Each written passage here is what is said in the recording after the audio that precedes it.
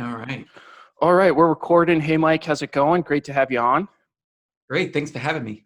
Yeah, Appreciate you. so for general information, I've been watching Mike on Twitter quite a bit, and he likes to share just a lot of cognitive concepts for trading. And I kind of wanted to pick his brain on his world a little bit. I think that especially for our audience, my community, a lot of folks can kind of benefit from exploring that side of trading. Everybody knows they're completely inseparable. The emotion, the human being, they're tied.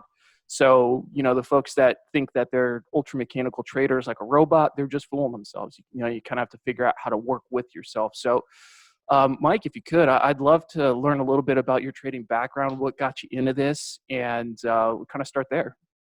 Yeah. Wow. All right. So let's dive down that rabbit hole. I've been trading now for 20 years, There it is. and that does not mean 20 years of success. No. I fell on my face and got kicked in the face by the market again and again and again for the first 10.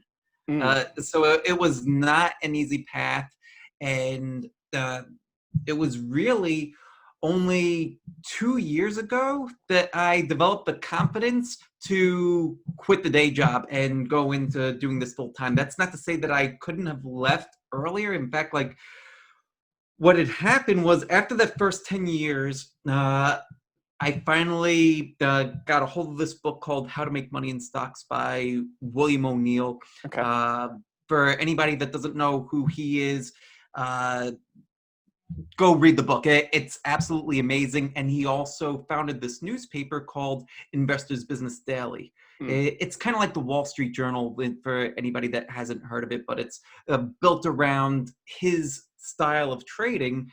And what he also did was he set up these meetup groups mm, all around the US, and I believe that there's some internationally as well, where people could come together and meet back when we were able to meet in a room without needing to, with other people, social yeah. distance or anything like Yeah. that. And uh, so I found one of those meetups in Manhattan, in New York City, where I live. Got it. And so I went to one of those, and it was being taught by a couple of hedge fund managers, a couple of full-time traders, and there were maybe about 40, 50 people in the audience. I go there for my first time, and I was blown away by the level of presentation at this thing. And they're all doing it for free, like a $5, $10 charge to pay for the room. Yeah. Uh, and so they in going there, like one, I was blown away by the depth of what they were presenting. Then I started going like every single month to this thing and started learning from these guys. And over the course of a year, I was taking what they were teaching and was trying to apply it to how I could trade part time, right? Okay. Because back then I still had the day job, and being a full-time trader wasn't even on my radar at that point. It was just something to like help make some side income. Yeah.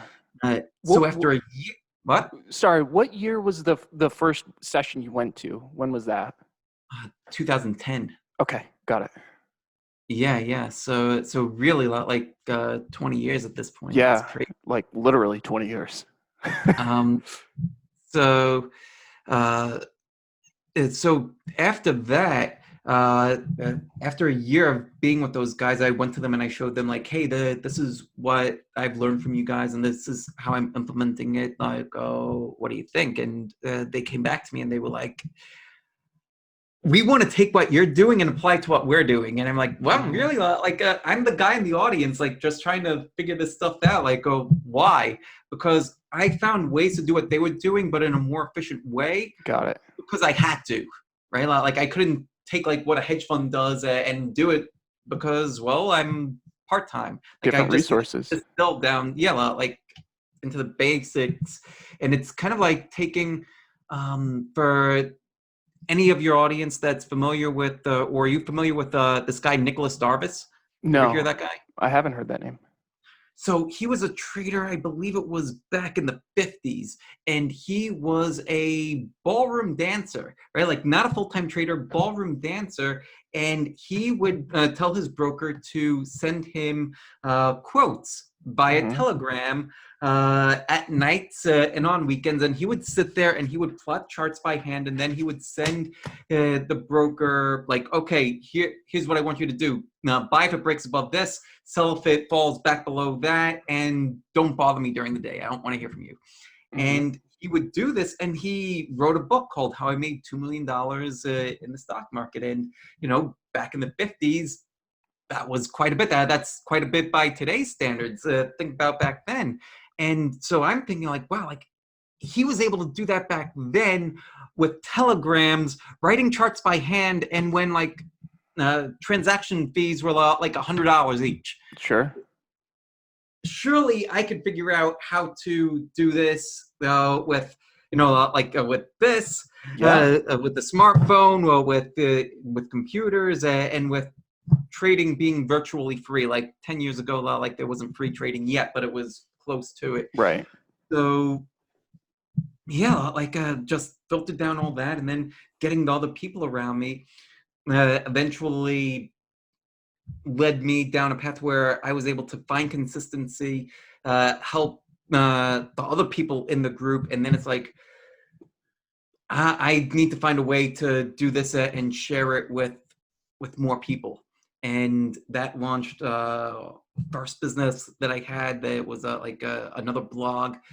Um, Before leaving, finally leaving the day job, like 7 years later, 8 years later. Uh, but like I gained consistency. I was routinely like doubling, if not tripling, like the S&P returns, right? So like 40-50% a Mm-hmm. year, like pretty good. Like good for just swing trading. Not I wasn't day trading at that point.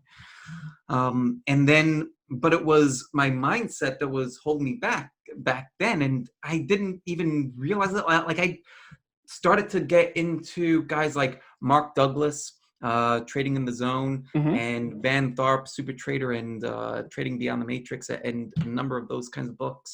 Uh, Maybe about 5 years in, so we're talking about like maybe 2015, after I had turned the corner and started doing this stuff. Then and I did the beliefs exercises, but some of the things that were holding me back were a lot like just a lot like um, let me wait until I'm equaling my salary to leave the day job. Then that Got it. happens. It's like, oh, you know what? Like I should actually be doubling my salary, and I probably want to have like at least a year's worth of savings in the bank. Actually, let's make it 3 years of savings in the bank, and just like perpetually kicking the can down the road. Just building all those And safety nets. yeah, well, like building safety nets, but it was also like it ended up being more excuses. Right. And as time went on, it like the safety nets became more of a literal or more of a requirement to me, because like then I got married, then we bought a house, then we had our first child, and so it's like like if I had done it sooner, it actually would have been easier, like much Right. lower expenses, like only responsible for myself. But just that fear of that not being good enough, or maybe this is all just a fluke, or a lot of limiting beliefs around money, right? Well, and I'm sure that we'll get into some stuff about beliefs, but uh, people have beliefs about trading and people have beliefs about money, and they're very closely tied. Some people, most people don't know what their beliefs are. They're just kind of like running on autopilot. Sure. Some people take the next step and they'll figure out what their beliefs about trading are, and they're like aware of like, okay, I read this book, and so I've adopted these beliefs about trading. They kind of work for me, and this is great.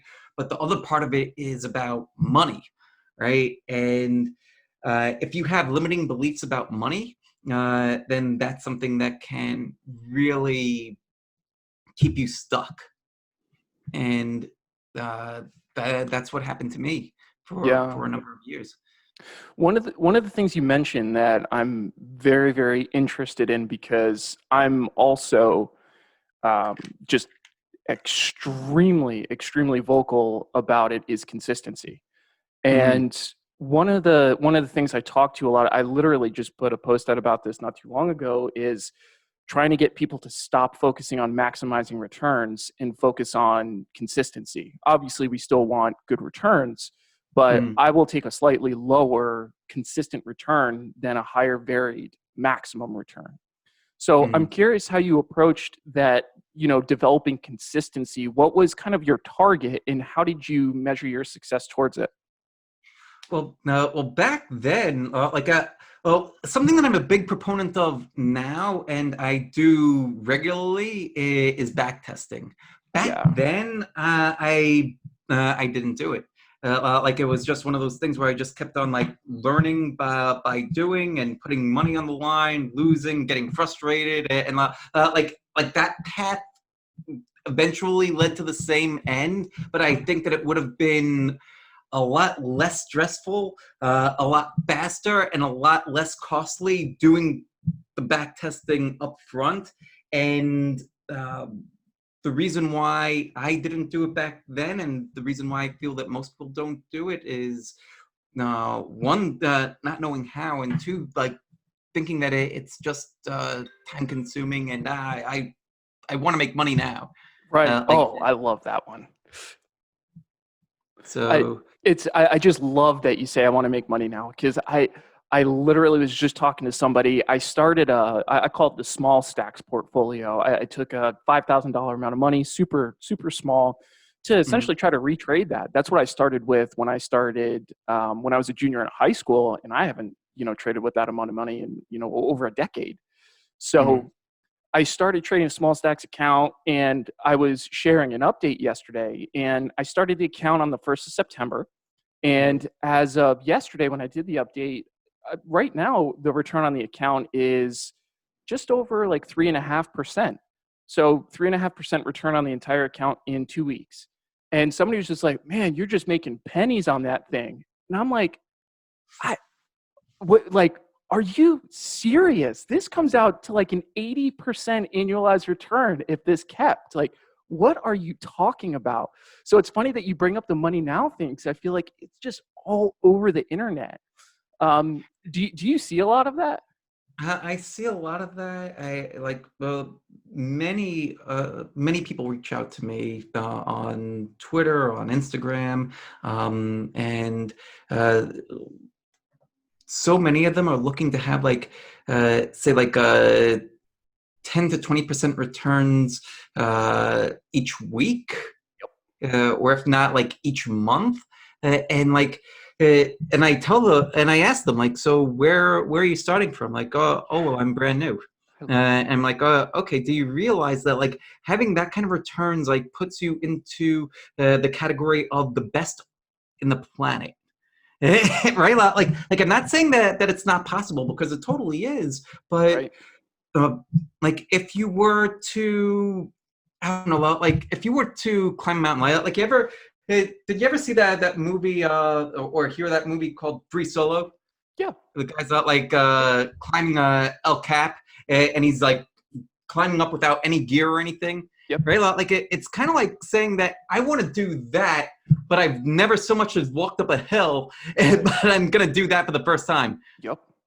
Like, Yeah, what I see is I like to use professional sports as a similar analogy. It's actually funny because you and I have never spoken before, and as you're talking, it's like just reiterating so many tenets that I believe in. Which that's another one right there. Is some people will ask me, well, what do you think is a reasonable return per year? And I'll always ask, well, what's your history? What are you capable of? And it's always just like, well, I started a month ago. It's like, well, you gotta start with a modest goal, but anyways, it's funny that you mentioned that because what I like to think about for trading is professional sports. In order to get into professional sports, you need to be kind of top of the pack, right? It's the nature of the game. And with trading, it's a little bit different because if you want to be able to consistently outperform the market, that's a very top end of the pack. But the big difference is not everybody can just walk in and play Major League Baseball. You mm, can just walk in and start investing whenever, and then all of a sudden they have these expectations of keeping up with the top of the pack. So it's just very interesting that you bring that point forward, because I find that a lot of folks have like this aspirational goal of, what they would like to make without any real self-assessment. So following that vein, I'm actually really curious how you talk people off that cliff, because when I talk to most people about it, a lot of them just get pissy. And I follow the same approach as you, where it's like, it's possible. I'm not saying it's impossible. It's possible. It's just very unlikely. And, people, oh, well, I could do it. I've been doing it for 2 months now, and that kind of thing. So how do you walk people off that cliff? Asking questions, right? Like, so that it that tell like if I it like well, you and I both know the answer, Oh, right? yeah. But if we tell someone what the answer is, then like that they already have their set of beliefs, so it's kind of like coming up and like clashing with their set of beliefs. So Yeah. to uh like if somebody is open and coachable, or like even like it comes down more to asking the right set of questions, so that way they could come to the conclusion themselves.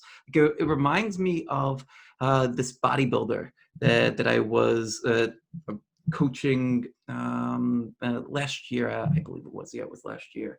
And bodybuilder trader, and he had some poor money beliefs, right? Okay. And one of the things that he was trying to like, he had like this conflicting belief from his dad that you have to work hard for money, right? Like his father like was one of these guys that had like three different jobs, like trying to support him and his brothers.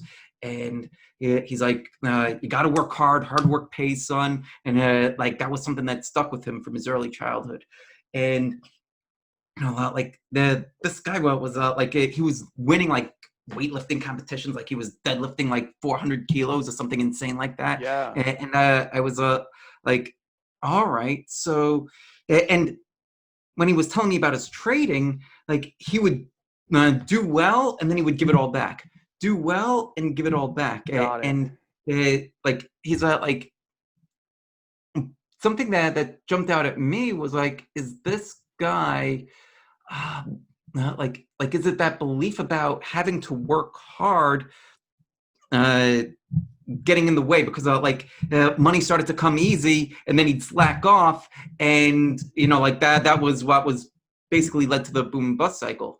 Hmm. So I asked him, I started asking him more about his bodybuilding.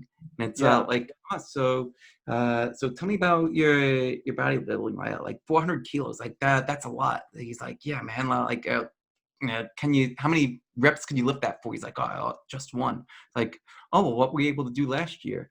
Last year I was able to do 300. I'm like, wow, man, that's like Right. incredible growth in only a year. So let me ask you this: are you no longer worthy of lifting that 300? And he's like, oh, what the hell are you talking about, man? Yeah. Of course I am. Like I worked my ass off to get where I am, and that's not stopping anytime soon. I'm like, well, Right. you put in the work to be a trader, and money started to come easy. Aren't you worthy of the easy trades now because you had put in the work? And like he had never made that kind of connection before, but Yeah. when put that way and that kind of questioning, like that's when the light bulb went off. So to circle back to the original question, I think that it comes in the form of being open, asking questions, and uh, like seeing how we can help people in that way. It first they need to want to be coached, right? Like a lot of Right. people a lot of people don't. They just want a simple answer, Yep. or like a quick fix, magic pill kind of thing. But if they are open and we have a dialogue, then yeah, like I've been able to, like that's kind of what I do. Yeah, I like that approach in terms of asking questions. It's it seems revolutionary because so many people just want to start talking. But I always believe, I'm not sure if you read Stephen Covey's Seven Habits of Successful People, but I really like the concept of seek first to understand, then to be understood. Mm. So I whether or not, you purposely meant it. Like, that's a really good approach, I find, when having conversations with folks. So something else that I've been kind of having different conversations with folks is when they have a very small amount of time under their belt, but are trying to develop their goals for Mhm. that year or the next 2 years, whatever the case is. I'm curious what you generally include in that conversation with folks, because something that I find a lot of traders don't even do is set that goal. And Mm, one of the reasons, that I speak so passionately about setting goals is it's important to understand what the hell we're doing. Then it's important to right. figure out like where we're at in terms of progressing towards that goal. And then how do you know when you need to make changes? Are you behind target, above target, all those sorts of things. So I like to have that conversation with folks, specifically when it comes to managing risk, Mhm. because I think a lot of people can just maintain a high level of risk because they're just trying to make money. So what are some of the things you like to kind of have in that conversation when you're talking about setting goals? I love that you asked this question, and I just like I'm in the process of creating a new YouTube series that I'm calling "10 Steps to Trading Mastery," Oh, and cool. part of it has to do with setting stretch goals. I love Uh, it. Before we set stretch goals, I feel that we need to know what kind of skills are required in order to be a successful trader. And so, like the Yeah. first video that I put out, it's already on YouTube.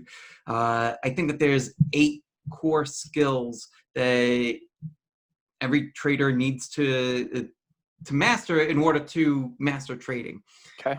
So that uh, regardless of the style of trading, things like setups, position sizing, trade management, risk management, mindset, like there's all these different things that they need to understand in order to improve the or in order to uh, master in order to like achieve any kind of or whatever their goals are going to be as a Right. trader.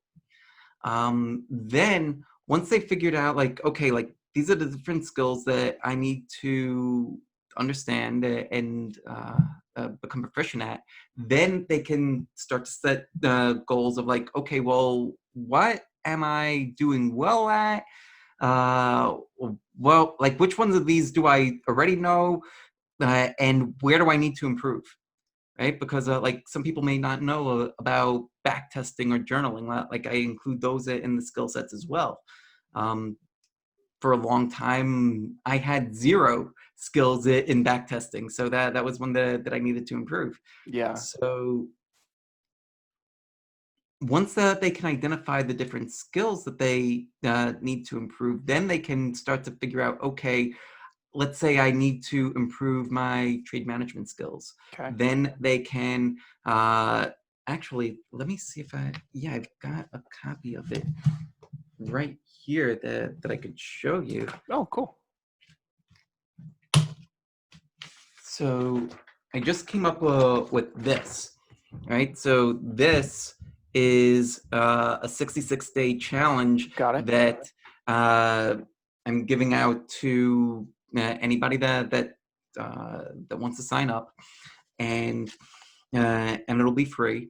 Uh, and well, what they would do is focus on which of the 8 core skills that they want to focus on, and then do that consistently for the next 66 days. I love And that. in doing that, like they're building this habit of doing it, they've got a way to self-monitor on this page. And not only that, I've also, because I've seen, like this isn't the first time anybody's come up with the Sure. 66-day thing, like I've just, the thing that I haven't seen before is this part on the back where like if you fail to complete a day, like well, here's a section to fill in like the days that you failed and why, right? I Because love that. yeah, like if you are tracking the days that you didn't do it and are writing down why you didn't do it, then you could start to see more patterns coming out, and you start to see the roadblocks that are in your way. Yeah. Uh, I think there's a lot of value to that, especially as soon as anybody's trying to, aspire towards any, again, upper echelon, top tier performance in anything, the only way you get there is you kind of accept the fact that there are a litany of things you have to get right, and they're just a given. But if Mm. you really want to progress, it's the stuff that you aren't proficient at or you aren't doing well. That's what you got to work on in order to bring your aggregate level up. So I love that idea of focusing on some of the shortfalls and trying to, analyze that. Something I'm curious about is, and it might be even a good add to your series if you don't have it in there. Do you talk about introspection or the ability to kind of self monitor what you're doing? Because what I find when I have conversations with folks is the vast majority seem to have a very hard time taking a critical look at themselves and just essentially just being honest. When you separate that and you have an external source to have that dialogue with, it becomes easier, right? Because somebody else is easier to criticize you. But I'm curious if that's something you talk about or something you have an opinion on, because when I'm talking to a lot of traders, I find that to be just a huge shortfall when they're going through that self-analysis, is just a general inability to be like truly critical. Yeah, well, like it's certainly easier when you have an external source. Yeah. Looking in the mirror can be hard. It can be very hard for anybody, and so having others around you that can help, like having either a community, having a coach, having a mentor, like those things are very important. Yeah. And in my own journey, like that was something that I pushed hard against for a real long time.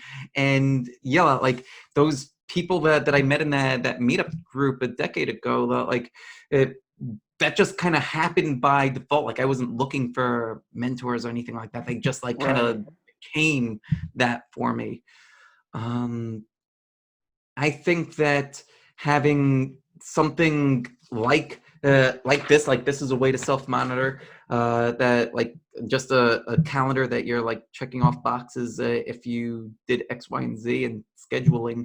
I think that having your goals written out to how you were pointing before too is important, and so that way you can figure out where you want to go and then reverse engineer how to get there. Yeah, I like that. And Begin with the end in mind. I really like that thought process. Again, I really am getting a kick out of the conversation because so many things that you share are like what I commonly talk about. It's nice to see that, because what I typically tell folks is that if you find people who've been trading successfully for, longer than 10 years, you'll find that they have a lot in common. Most of us don't try to predict market direction, Mhm. but like most of us understand risk, money management, those kinds of things. So it's just interesting to hear a lot of the same concepts, because when I'm talking to folks about that self-analysis, what I like to, offer to them is, if you first start developing a trading plan, just kind of, what your general approach is going to be, that can be whatever it looks like for you, but then make sure you create some metrics to track your performance towards that. Because one of the things I find to be really valuable when even doing my self-analysis is to have just indisputable quantitative or binary checkboxes, essentially. Like, did you go through your trade checklist before you placed this trade? Yes or no? Like, it's just a yes or no kind of thing. And I found that was really helpful for me, because every time in my mind, I did the typical egotistical thing. I'd be like, well, I kind of did the mental checklist. And then all of a sudden I found out I put something on and earnings is in 2 weeks. I was expecting to hold for 4, and it's just like something just so stupid, because I don't even know why I didn't want to. I think too cool for school, man, I guess. Um, Hmm. but I like that you bring that up.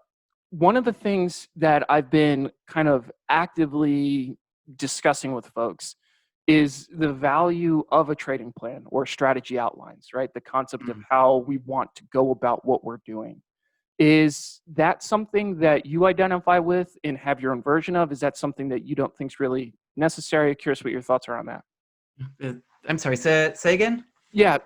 So I'm curious in terms of a trading plan. It's something Oh I, yeah, yeah. So trading plan is absolutely essential. Well, on every single trade, there should be a trading plan, and that's true whether you are a long-term trader, a swing trader, or even a day trader or a scalper. Even a day trader Yeah. or a scalper can have something that is guiding what they do and have an understanding of like, this is how much I'm going to risk, that I'm going to cut my loss here, I'm going to exit with most of my gains there.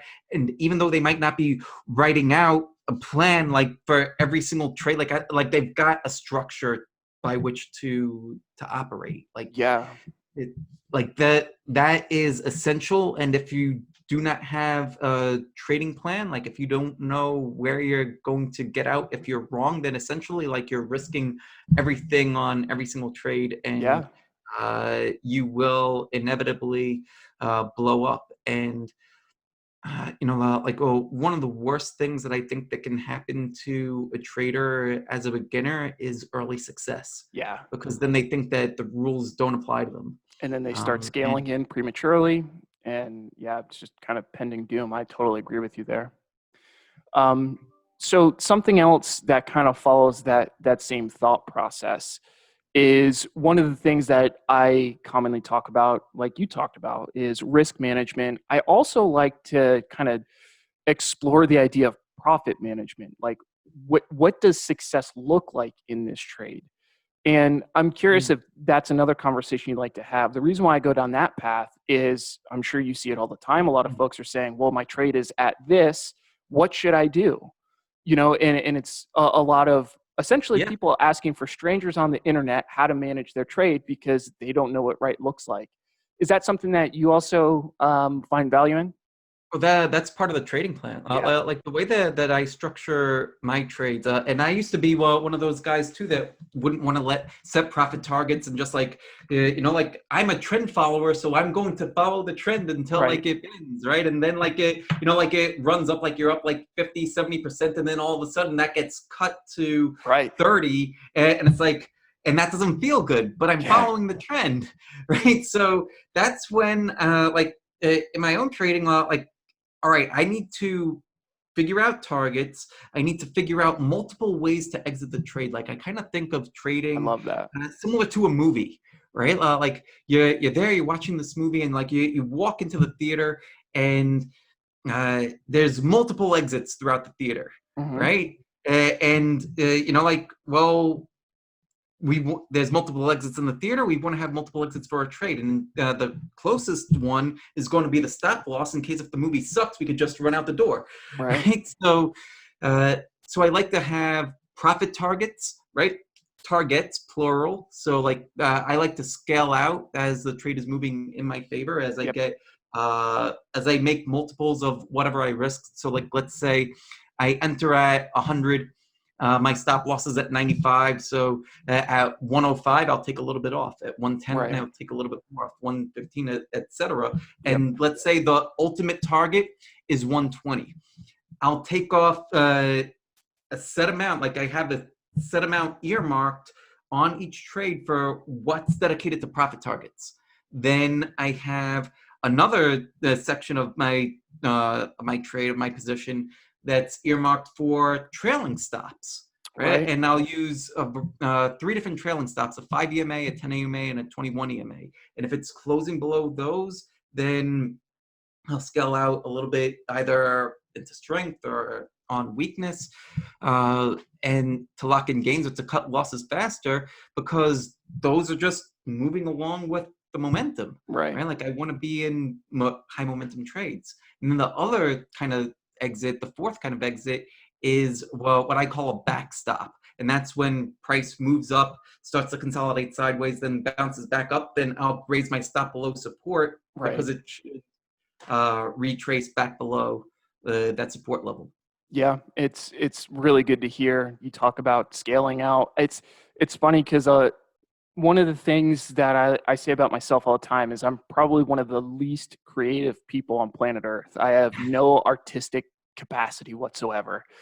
But what I do find is that in trading, I'm very comfortable with non-linear approaches. And it seems like a lot of Mhm. folks are so used to either putting a trade on or taking a trade off. And one of the biggest things that I've found success in is not taking an entire trade off, not even establishing an entire trade at once. I like to scale in myself. So I think having different ways to capture profit, obviously capturing profit is always the name of the game in this. Mm-hmm. It's something that my mentor spent a ton of time talking to me about. So I think that that's such a great message to share. I'm sensitive that I know that you have a hard stop coming up, so I want to make sure we get the best bang for the buck. When you look at the current market, what do you think? I think that we've run a long ways, and it's absolutely incredible. Like, who the hell would have thought that back in March that we'd be up like have a 70% run? I think it was from the low, Insane. right? Oh my God. Yeah, Um, insane. and it's real interesting. Like, we're kind of in this weird choppy zone right now. I there's a few different like some of the bigger names are actually starting to find support like around certain moving averages, but Yeah, it's not like I'm not seeing a ton of base patterns yet. At least not on the weekly time frames. There's been a couple of breakouts on the daily time frames, but it's been uh, fairly choppy the past, I'd say, maybe 2 weeks. So I've been well, like I have like only one swing position yeah, right now, SQQQ, right? Like, so I'm short the Qs, and I was stopped out of a portion of that today, and yep, depending on what happens tomorrow, I might be out of the rest of it, and I'll take the loss. yep, Um, Other than that, like I'm uh, if we start to move back to the upside, the way that I'll scale back in is by putting in a test position. Wait to see sure, if that works. If that works, great. Then I'll start to add more and start to build on wins. It's yep, not like we're like, the market is starting to take off again, all in. Like that's not a strategy that works very well. We want to stick around, yeah, and the market is an infinite stream of opportunity, and there's never a need to rush. And if we are going to zoom back into a full uptrend mode, then there'll be plenty of opportunities. And that's basically where my swing account is. But as far as day trades go, like, I think this has been a fantastic day trading environment. yeah. I agree Like with that. volatility, like in both directions. Yep. Yeah, I think that I like to scalp futures if I'm doing specific intraday trading. That's my go-to, and one of the biggest things I necessitate before I'll enter one of those trades is a two-sided market. You need some sort of range-bound moves, and I totally agree with you. There's been a lot of that, which has been nice. It's also funny, you know, it seems like most of us, again, that have been around for a little while have kind of identified that I don't know, most of us seem to feel tentative about where things are. It is what it is, but none of us are like completely believing where we're at. The average bear market takes 299 days to rebound from on average. And that's Yeah, what for do we yeah, exactly. And this past one, I just like you said, never would have guessed it. Never in a million years would have guessed it.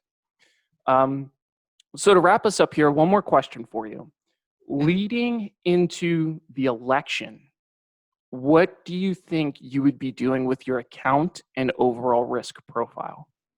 Uh, Very interesting question. It's going to be, it depends on what the market looks like. I'm somebody that doesn't really care about the news, or like I don't trade based off of the news. Got it. Right? Like I'm aware of, like, well, when major things are happening in the world, like an election Sure. or earnings announcements for my trades, but I'm really letting the market tell me the story. Like, I think that there's two stories that are being told. There's the one that's being told in the media, and then there's the one that's being told by the market. The market allows us to see how people are voting with their dollars, Yep. right? And so if the market is setting up, if we're in an uptrend, if there are a lot of base patterns that are forming a lot of consolidations, especially in the stocks that I'm interested in that are on my universe list. Like, he just wrote a blog post about this too, building universalist, like that. Just whatever your beliefs are, whatever your system is, have your list, and you'll just focus on that. Like mine has about 150 stocks in it, so I'm not like every day searching. Like I have my list, Right. and what's setting up on this. Like if there's a lot of setups, then great, then that means that it's time for me to get ready, and like there's fuel in the tank for this market to move higher. If there's like next to nothing setting up, then it's time for me to ease off. Yeah. What that's going to look like in a month and a half, uh, we'll see. Yeah, it's for me, I'm kind of thinking of it almost like an earnings play. Like I really think it's going to be a relatively binary event on a market level. So I personally will be managing risk going in. I always maintain exposure. Going completely flat is never a good idea, but I personally will be scaling out because the I, the way I've characterized this market is generally very emotional. Mhm. So I just don't want to expose myself to it. But I like your thought process on seeing what it all looks like. Yeah. So, oh, sorry, go ahead. Yeah, no, I was just gonna say, if the market takes us out, like that's what the stop losses are there for. Yeah, yeah.